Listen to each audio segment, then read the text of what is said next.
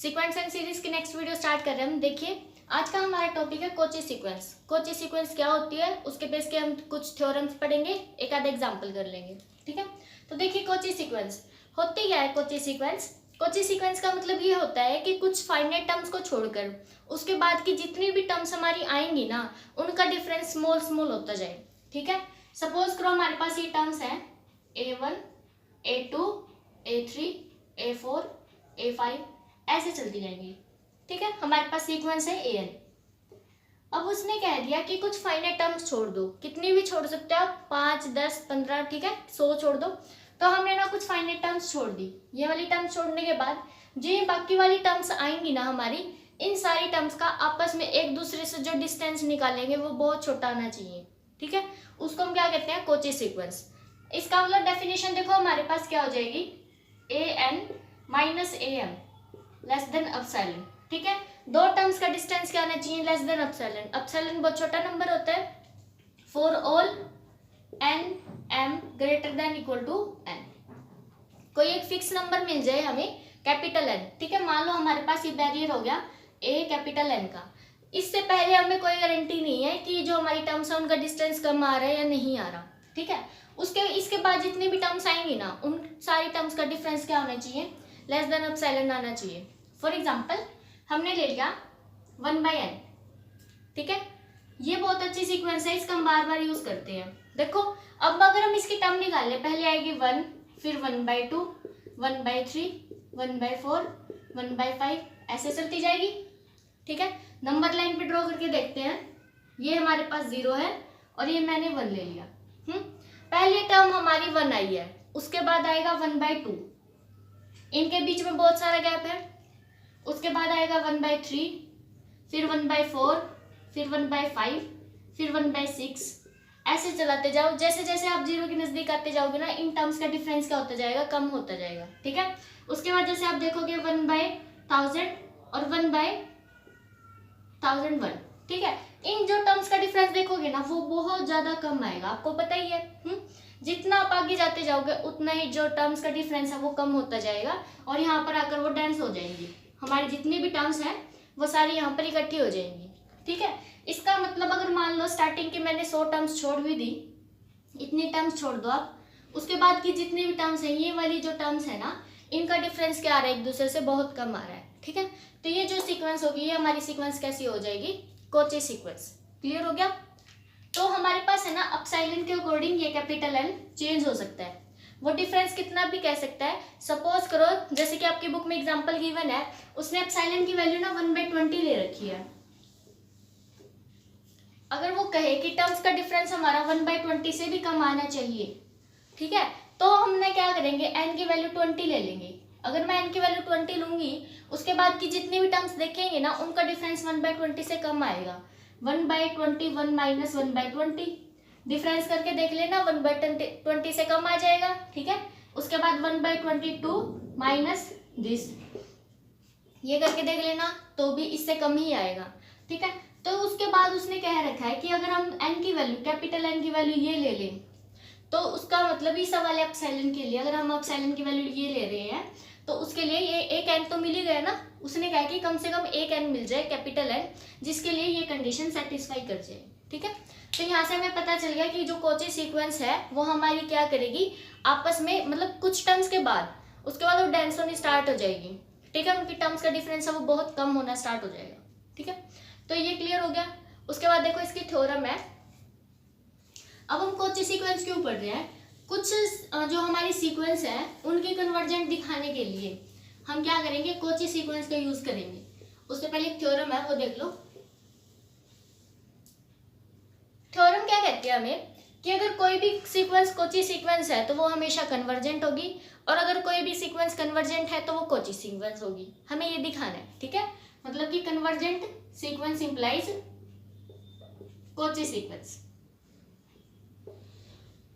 और Kochi imply convergent, ये दिखाना है अब हमें। ठीक है, सपोज करो हमने मान लिया सबसे पहले हमारे पास है कन्वर्जेंट सीक्वेंस है, मैंने मान लिया हमारे पास जो सीक्वेंस है AN वो है कन्वर्जेंट। अब हमें दिखानी है कि वो कोची सीक्वेंस होनी चाहिए। कन्वर्जेंट का मतलब क्या है कि ये किसी एक लिमिट पर कन्वर्स करेगी, है ना। हमने मान लिया कि an है वो किस पर कन्वर्स कर रही है, l पर कन्वर्स कर रही है। तो डेफिनेशन क्या कहती है हमारी कन्वर्जेंट की, mod of an minus L less than epsilon for all n greater than equal to m, यही कहती है। ठीक है, तो ये लिख देंगे, प्रॉपर लिखना आपने, देयर मतलब for given epsilon greater than 0 there exist a positive integer m such that this condition holds, ऐसे लिख देंगे हम। अच्छा, उसके बाद देखो, अब जो ये वाली कंडीशन है ना वो n के लिए होल्ड हो रही है, और जो n है वो m के इक्वल भी हो सकता है और उससे ग्रेटर भी हो सकता है। तो इसका मतलब मैं n के प्लेस पर m भी पुट कर सकती हूँ, क्योंकि इक्वल का भी साइन है ना। तो यहाँ पर हम क्या कर देंगे, ये वैल्यू भी पुट कर सकते हैं। ठीक है, अब चाहो तो बाई 2 ले लेना, पता चल जाएगा बाई 2 लेने से ना ऐड करेंगे तो एप्सिलॉन आ जाएगा, कोई फर्क नहीं पड़ना। अगर आप एप्सिलॉन लोगे, एप्सिलॉन प्लस एप्सिलॉन 2 एप्सिलॉन आ जाएगा, उसको एप्सिलॉन डैश मान लेंगे, कोई फर्क नहीं आएगा उससे। तो ये चीज आ गई हमारे पास। अब हमें ना देखो क्या दिखाना है कि जो हमारी सीक्वेंस है वो कोची सीक्वेंस होनी चाहिए। इसका मतलब हमें ये दिखाना है an minus am less than epsilon, यही दिखाना है ना। तो हम ये वाली क्वांटिटी लेके चल पड़ते हैं। देखो, अब देखो हमारे पास क्या है, an माइनस एल है, am माइनस एल है।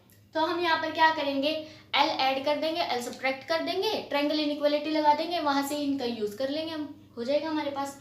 तो देखो क्या करेंगे, an minus L minus am और प्लस l, ठीक है, ट्रायंगल इनइक्वालिटी लगा दो, an minus L plus am minus L. अब ये वाली value less than epsilon by 2, ये वाली वैल्यू भी लेस देन एप्सिलॉन बाय 2, दोनों वैल्यू क्या होगी हमारी, less than epsilon by 2, this is equal to epsilon. यही दिखाना था हमें कि इसका डिफरेंस क्या आना चाहिए, लेस देन एप्सिलॉन आना चाहिए। और हमारे पास एक फिक्स नंबर जरूर मिलेगा n ग्रेटर देन m के लिए, तो वहां से हमारी कंडीशन होल्ड हो गई। इसका मतलब अगर हमारे पास कोई भी कन्वर्जेंट सीक्वेंस है वो कोची सीक्वेंस पक्का होगी। ठीक है, क्लियर हो गया। अब हम क्या करेंगे, सेकंड पार्ट प्रूव करेंगे। हमारे पास कोची सीक्वेंस होगी और हमें दिखाना है कि वो कन्वर्जेंट होगी। ठीक है, अब की बार हमें ये लेके चलना है कि an माइनस am क्या है, लेस देन एप्सिलॉन है, और हमें दिखाना है कि an minus L less than epsilon आना चाहिए for greater than equal to m के लिए। देखो,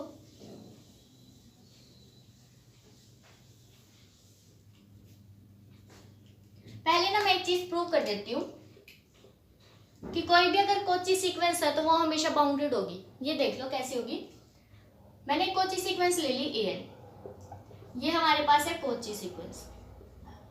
अब अगर ये कोची सीक्वेंस है, कोची सीक्वेंस होगी तो इसका मतलब an minus am less than epsilon होगा for all n greater than equal to m। ठीक है, ये हो जाएगा।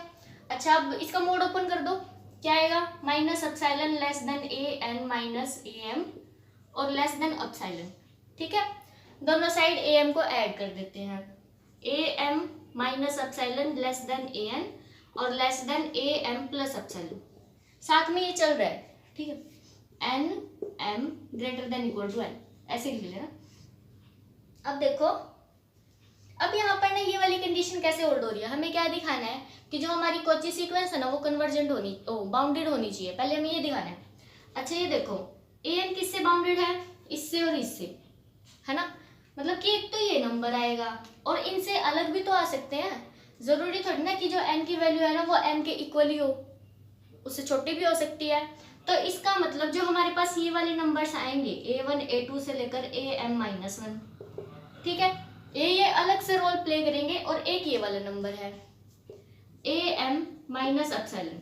ठीक है, अच्छा इसी तरह यहाँ पर a1 a2 am माइनस 1, ये नंबर्स तो अलग से है ना, हमने इनको कंसिडर नहीं किया क्योंकि इसके बाद वाले नंबर्स की बात करते हैं हम यहाँ पर, और उसके बाद एक नंबर ही ये ले लिया हमने am प्लस एप्सिलॉन। अब हमारे पास ये टोटल कितने आए हैं, m नंबर्स आए हैं काउंटिंग में। देखो यहाँ से यहाँ तक m माइनस 1 है और एक ये mth आ गया, यहाँ पर भी यहाँ से यहाँ तक m माइनस 1 है और ये mth। ठीक है, तो हमने क्या किया, देखो इन सब का तो मिनिमम मान लो, हमने मान लिया इन सब का मिनिमम आएगा, कुछ भी मान लो अपनी तरफ से, मैंने मान लिया कैपिटल A है, और इनका मैक्सिमम मान लो, कुछ तो आएगा ना इन सब में से मैक्सिमम, उसको हमने B मान लिया। अब आप अपने आप से देख सकते हैं यहाँ पर कि इन सब का जो मिनिमम नंबर होगा ना वो क्या होगा, इसको कंडीशन को सेटिस्फाई कर देगा। इसका मतलब जो ए है वो लेस देन किससे होगा, ए एन से, और इसी तरह बी, ठीक है, ग्रेटर देन हो जाएगा बी। ये वाली कंडीशन होल्ड हो जाएगी, फॉर ऑल के लिए हो जाएगी अब ये, क्योंकि ये देखो ये वाली कंडीशन किसके लिए थी, सिर्फ जब हमारी एन की वैल्यू ना एम से ग्रेटर या फिर उसके इक्वल है। हमने छोटे वाले भी ले लिए तो सबके लिए हो गई, यहाँ पर फॉर ऑल एन आ जाएगा, ठीक है। तो यहाँ पर जो क्या हुआ, हर एक जो भी हमारी सीक्वेंस है, हर एक टर्म ए और बी इनके बीच में आ रही है। इसका मतलब जो हमारी सीक्वेंस है वो कैसी हो गई, बाउंडेड हो गई ना, ए एन इज बाउंडेड, ठीक है। तो हो गया। तो हमने पहले ये दिखा दिया कि जो हमारी कोची सीक्वेंस है वो कैसी आएगी, बाउंडेड आएगी। उसकी हर एक टर्म है ना किन्हीं दो नंबर्स के बीच में बाउंड पक्का होगी। उसके बाद देखो वो हमें क्या दिखाना है, अगर कोई भी सीक्वेंस कोची सीक्वेंस है तो वो कन्वर्जेंट होनी चाहिए। अब ये सीक्वेंस हमने देखो कोची मान रखी है, हमें क्या दिखाना है कि ये कन्वर्जेंट होगी। इसका मतलब a n minus L less than epsilon for all n greater than equal to n, यही दिखाना है ना हमें। अच्छा, अब ये सीक्वेंस तो हमारे पास कोची सीक्वेंस है। अब हमने ना देखो अभी प्रूव किया कि जो कोची सीक्वेंस होती है ना वो हमेशा बाउंडेड भी होती है। इसका मतलब हमारे पास कोई एक सीक्वेंस कैसी मिलेगी, बाउंडेड, मतलब ये बाउंडेड हो गई। और बाउंडेड है तो हमने ना कल एक थ्योरम की थी, अगर आपने वो वीडियो नहीं देखा तो वो देख लेना, ऊपर आइकन पे टच कीजिए आपको मिल जाएगा वो, ठीक है। तो ना हमने क्या किया था, देखो हर एक जो भी हमारे पास बाउंडेड सीक्वेंस होती है उसके पास एक लिमिट पॉइंट जरूर होता है, वो हमारे पास बोल्जर-वीयरस्ट्रैस थ्योरम होती है, ठीक है। तो हमारे पास अगर कोई भी बाउंडेड सीक्वेंस है तो वो हमेशा क्या होगी, उसके पास एक लिमिट पॉइंट जरूर मिलेगा। इसका मतलब ये जो सीक्वेंस हमारी बाउंडेड आ गई तो लिमिट पॉइंट मिल जाएगा, ठीक है। लिमिट पॉइंट मिल गया तो एक काम करो, यहाँ पर ये वाली जो कंडीशन है वो किसके लिए, N greater than equal to M के लिए होती है, ठीक है। कोई भी फाइनाइट नंबर से बड़े नंबर के लिए होती है ना। तो यहाँ पर देख लो आप,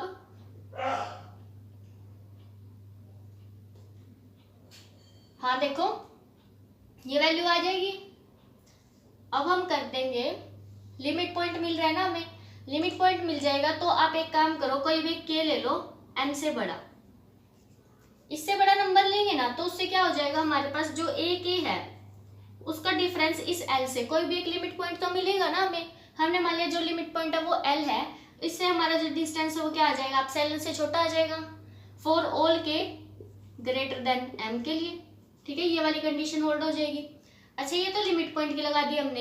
लिमिट पॉइंट की कंडीशन यही होती है ना कि कुछ टर्म्स के बाद उसके जो भी नेबरहुड लेंगे उसके अंदर इनफाइनाइट मैनी टर्म्स आनी चाहिए। यहाँ से अगर आप इसको ओपन करेंगे ना तो एल माइनस एप्सिलॉन ए के और एल प्लस एप्सिलॉन, इसका मतलब इसके नेबरहुड के अंदर ही तो आ रहा है ए के, इनफाइनाइट टर्म्स आ रही है एम के बाद, ठीक है। तो यहाँ से हमारे पास ये वाली कंडीशन होल्ड हो जाएगी, हमारे पास क्या आ गया, ये लिमिट पॉइंट आ गया। अच्छा, ये लिमिट पॉइंट आ गया। अब क्योंकि k की वैल्यू m से बड़ी है और n की वैल्यू भी m से बड़ी होनी चाहिए, तो हम यहाँ पर भी n की जगह k को पुट कर सकते हैं, क्योंकि यहाँ पर क्या कहा उसने, n कोई भी नंबर ले लो सिर्फ m से बड़ा होना चाहिए वो, ठीक है। यहाँ पर हमने m से बड़ा k लिया है ना, तो यहाँ पर भी पुट कर सकते हैं। तो हमारे पास एक कंडीशन क्या आ जाएगी, a k minus A M, ठीक है, लेस देन एप्सिलॉन, ये वैल्यू भी आ जाएगी। अब हमें क्या दिखाने की, जो सीक्वेंस है वो हमारी कैसी होनी चाहिए, कन्वर्जेंट, ये कंडीशन दिखानी है। ए एन माइनस एल लेके चल पड़ते हैं हम, ए एन माइनस एल। अब ध्यान से देखो हमारे पास कौन कौन सी इक्वेशन है, फर्स्ट, सेकंड, थर्ड, ठीक है। सारों में ना ये तो चल ही रहा है, n greater than equal to M के लिए है। अच्छा, अब देखो यहाँ पर हमें क्या ऐड करना पड़ेगा, ए एन तो है ही एज इट इज, एक तो मुझे ए एम चाहिए और ए के चाहिए, तो हम कर देंगे ए एम, पहले माइनस कर दिया फिर प्लस कर दिया और फिर ए के और ये minus l as it is. Triangle inequality लगा देंगे, लगा दो, a n minus A m plus a m minus a k और प्लस ए के माइनस एल, ठीक है। देखो तीनों लग रही है या नहीं लग रही, यहाँ पर लेस देन एप्सिलॉन आ जाएगा, लेस देन एप्सिलॉन, ए के माइनस ये वाला लेस देन एप्सिलॉन हो गया ये भी, और यहाँ पर भी ये वाले में लग जाएगा ना, मोड में देखो चाहे आगे हो चाहे पीछे हो कोई फर्क नहीं पड़ता, तो ये भी प्लस एप्सिलॉन। अब अगर आप ऐड करोगे तो 3 एप्सिलॉन आ जाएगा, उसको आप एप्सिलॉन डैश मान सकते हैं। और अगर आपको मतलब इजी करना है अपना तो यहाँ पर ना बाय 3 ले लेना, क्योंकि आपको दिख रहा है 3 एप्सिलॉन आ रहे हैं, तो बाई 3 करने से क्या हो जाएगा, तीनों को ऐड करते ही एप्सिलॉन आ जाएगा। ठीक है, कोई फर्क नहीं उससे। तो यहाँ पर हमारे पास एप्सिलॉन आ गया for all n greater than equal to M के लिए। और यही हमें प्रूव करना था कि जो ये है a n minus L less than epsilon आना चाहिए for all n greater than equal to M के लिए। एक पॉजिटिव इंटीजर हमें मिल जाना चाहिए। मिल गया हमें यहाँ से, तो हमारी जो थ्योरम है वो कंप्लीट हो गई, कोची सीक्वेंस भी कन्वर्जेंट हो गई। ठीक है, तो कन्वर्जेंट कोची और कोची कन्वर्जेंट, इसका मतलब अगर मुझे कोई भी सीक्वेंस गिवन है और अगर मैं उसको सिंपली कन्वर्जेंट नहीं दिखा पा रही तो हम उसको कोची दिखा देंगे। अगर वो कोची हो गई तो कन्वर्जेंट हो जाएगी। ठीक है, वैसे दिखा सकते हैं हम। आपकी बुक में एग्जांपल्स गिवन है, एक एग्जांपल मैं करवा देती हूँ, बाकी आप ट्राई कर लेना। ठीक है, तो देखो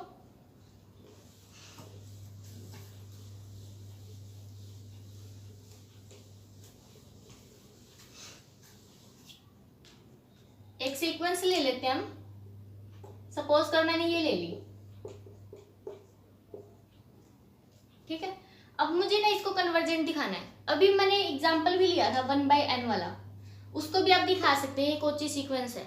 ठीक है, इसको भी अभी हम ये दिखा देंगे कि ये कोची सीक्वेंस है, तो ये कन्वर्जेंट हो जाएगी। अच्छा, अब इसको दिखाने के लिए अब हमें क्या करना पड़ेगा, देखो ए एन क्या है यहाँ पर, n/n+1, तो ए एम क्या हो जाएगा, m पुट कर दो, m/m+1 ये हो जाएगा ना। ठीक है, अब हमें क्या दिखाना है, कोची सीक्वेंस दिखाने के लिए हमें क्या करना पड़ेगा, a n minus A m का मोड लेस देन एप्सिलॉन आना चाहिए for all n greater than equal to M के लिए। ठीक है, तो हमें एक positive integer m find out करना है such that this condition holds. अच्छा, हम यहाँ पे वैल्यू पुट कर देते हैं और लेस देन एप्सिलॉन लेके दिखा देंगे। n की वैल्यू पुट करो n/n+1 और यहाँ पर m की वैल्यू पुट कर दो m/m+1। एलसीएम वगैरह ले लेते हैं इनका, देखो क्या वैल्यू आएगी, nm + n आ जाएगा। ठीक है, और माइनस देखो nm और माइनस m आ जाएगा बाय n+1 और m+1। nm से nm कैंसिल हो रहा है, क्या वैल्यू बचेगी, n - m और डिवाइड n+1 और n+1। अब आप खुद ही बताओ, n में से m को ना हम माइनस कर रहे हैं, इसका मतलब जी ये वाली वैल्यू है ये किससे छोटी होगी, n/n+1 m+1। ऑब्वियस सी बात है, उसमें तो कुछ माइनस हो रहा है ना ऊपर, इसमें हमने कुछ माइनस नहीं किया, तो ये वाली वैल्यू तो ग्रेटर ही होगी उससे। अब नीचे वालों को भी सिंपल करने की कोशिश करो। देखो +1 है, अगर मैं इनकी जगह ना नीचे n और m लिख दूं तो सीधी सी बात है ये वाली वैल्यू बड़ी आएगी ना। जब हम नीचे वाली वैल्यू को छोटा कर रहे हैं तो ओवरऑल क्वांटिटी हमारी कैसी हो जाती है, इंक्रीज हो जाती है। ऊपर n लिख लो, हमने ऐसा क्यों किया, अब देखो n कैंसिल हो जाएगा ना, यहाँ से भी नहीं कैंसिल हो सकता था, यहाँ से भी नहीं कैंसिल हो सकता था, हमने उसे थोड़ी बड़ी क्वांटिटी ले दी, n से n कैंसिल हो रहा है, 1/m आ गया। अब देखो ये वाला नंबर इस वाले नंबर से छोटा है, अगर मैं इसको भी लेस देन एप्सिलॉन ले लूँ तो यहाँ से क्या आ जाएगा, ये वाला नंबर इससे क्या आ जाएगा, हमेशा एप्सिलॉन से छोटा आएगा। तो हमने ये दिखाना था ना कि हमें m मिल जाना चाहिए, हमें m मिल गया, 1/m क्या आना चाहिए, लेस देन एप्सिलॉन। इसका मतलब जो m की वैल्यू है रेसिप्रोकल कर दो, ग्रेटर देन 1/एप्सिलॉन हो जाएगा, है ना। तो यहाँ से मुझे क्या पता चला, अगर मैं m की वैल्यू ऐसी ले लूंगी ना तो हमारे लिए ये कंडीशन ऑलवेज होल्ड होगी। इतनी बात क्लियर होगी। तो हमने ना m मिल गया विद रिस्पेक्ट टू एप्सिलॉन, अगर मुझे m मिल जाता है तो वो कोची सीक्वेंस हो जाएगी, अदरवाइज वो नहीं होगी। ठीक है, तो यहाँ से मुझे m मिल गया एप्सिलॉन के रिगार्डिंग, तो m मिलते ही हमारी जो सीक्वेंस है वो कैसी हो जाएगी, कोची सीक्वेंस होगी। तो इस तरह से हम दिखा सकते हैं कि कोची सीक्वेंस है तो ये कन्वर्जेंट है। हम यहाँ से ये नहीं दिखा रहे कि वो किस पर कन्वर्ज कर रही है, हमें सिर्फ ये दिखाना है कि वो कन्वर्जेंट है या नहीं है। अगर वो कोची सीक्वेंस हो गई तो सीधी सी बात है कन्वर्जेंट है, अदरवाइज वो नहीं। ठीक है, ऐसे कर सकते हैं आप, और क्वेश्चन ट्राई कर लेना। कोई भी डाउट आप हमको कमेंट बॉक्स में लिख के बता सकते हैं। ये चैप्टर हमारा कंप्लीट हो गया, सब सीक्वेंस आप छोड़ सकते हैं, उसमें से क्वेश्चन नहीं आता, बाकी आप रीड कर लेना, कोई डाउट हो तो पूछ सकते हैं आप। ठीक है, थैंक यू फॉर वॉचिंग। और जो हमारा नेक्स्ट चैप्टर होगा वो हम अब स्टार्ट करेंगे, मतलब ये चैप्टर हमारा कंप्लीट हो गया। ठीक है, मेरी तरफ से कंप्लीट हो गया, कोई डाउट हो तो पूछ लेना। हम नेक्स्ट चैप्टर स्टार्ट करेंगे। Thank you.